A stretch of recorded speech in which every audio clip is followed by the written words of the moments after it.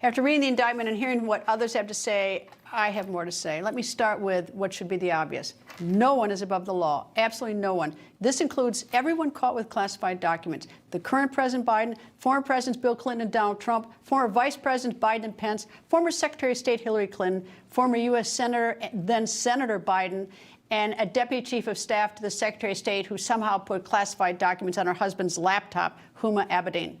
Each of the above had classified documents they should not have had. Each broke the law, even though you might like them and make excuses or forgive them. They broke the law. Today, former President Trump, unless you live in a cave, was arraigned on 37-count federal indictment arising out of the alleged improper possession of classified documents. Indictments are serious. The charges in the Trump indictment are serious. But as shocking as they are, and they are, do not forget, indictments are 100% one-sided, meaning they only represent what the prosecutor thinks or believes and what he then presented to the 16 to 23 grand jurors. The burden of proof for an indictment is not beyond a reasonable doubt. It is vastly less than that. It is more along the line of maybe, likely, possibly that the law was violated and that it is legally enough for a grand jury to believe that there should be a trial. It is theoretically possible, think about this, that a grand jury could believe enough evidence was presented behind closed doors to indict, but upon hearing all the evidence in the trial from both sides, would vote not guilty. That's because in a trial, there is an opportunity to have the government's evidence and witnesses tested for the first time by both sides. It's called cross-examination. A trial is also an opportunity, if the defense elects, to present evidence of its own, and even for the defendant to testify if he so chooses. A defendant, of course, is not required to testify.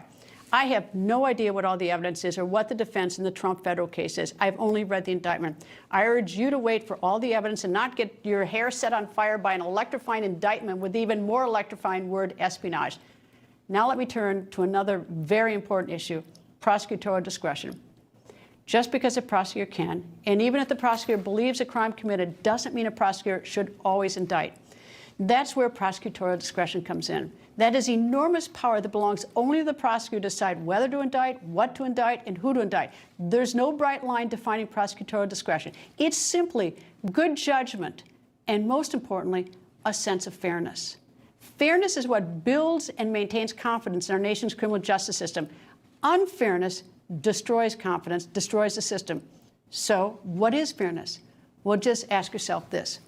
Is everyone similarly situated being treated the same, or is someone being singled out? Today, with the controversy over classified documents, there is a lot of hair splitting going on, and for the most part, it's being done along party lines. Politics should have no place in the courtroom. With Trump being the only one indicted from the list I named, it's fair to ask now whether you like Trump or not, but rather why Trump got an indictment and the others I named did not. They all violated the law. That is a fact. Yes, I know, Trump seemed to thumb his nose at the DOJ and make DOJ jump through hoops to get a subpoena to get the documents at Mar-a-Lago. I think he was obnoxious about it. But I also think it obnoxious that President Biden and his team learned about his unlawful possession of classified documents on November 2nd, 2022. And what happened? Well, I'll tell you what did not happen.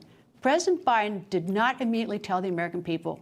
To do so would have been 6 days before the midterm election that President Biden violated the law by having classified documents in a closet in an office building in downtown D.C. So how long did President Biden wait to tell us? He waited more than 2 months until January 10th, 2023. He was silent for 69 days, and sometimes silence is very loud. So it's fair to ask, why did Biden wait to come clean about his unlawful possession until after the election? Yes, Trump's conduct was wrong. It has been quite a drama. But Biden's conduct was also wrong. And while many of you are splitting hairs and picking sides between Trump and Biden, depending on who you like, consider this. Former Secretary of State Hillary Clinton, unlike both Biden and Trump, never gave the American people a chance to see what was on her server and whether the items were classified or not. She deleted 33,000 emails from her private server before that could even happen. She said the emails were not work-related and that they were personal. That might be 100% true. But was it right that she deleted those emails, thereby making sure that the American people never got a chance to verify whether the emails were classified or not? Why did she and her lawyers make that decision for you? You know that's not right. The bottom line, let me again say this may set your hair on fire, but I think all the people I named didn't pack their own boxes when they left office. You know their staff packed them. It's ridiculous to think they packed them. I also think that they're all hoarders. They were irresponsible, and in doing so and being irresponsible, they violated the law. I also believe not one of them was ever going to hurt our country using the documents they took or the emails. And think about it. If they did want to hurt our country, and they do not, they don't need documents. They have years of classified information locked in their memories. They could just whisper it to someone. So getting back to the issue of prosecutorial discretion, even though they all violated the law, tell me, what does the nation gain, or you gain, by indicting all of them, or even one of them? Nothing. Maybe a little political blood, but that's not the purpose of justice. And more importantly, when we treat people differently who have the same bad behavior, or when we split hairs for political advantage, half the country thinks it's a witch hunt. And that completely undermines our system of justice going forward. P.S. The world's watching us.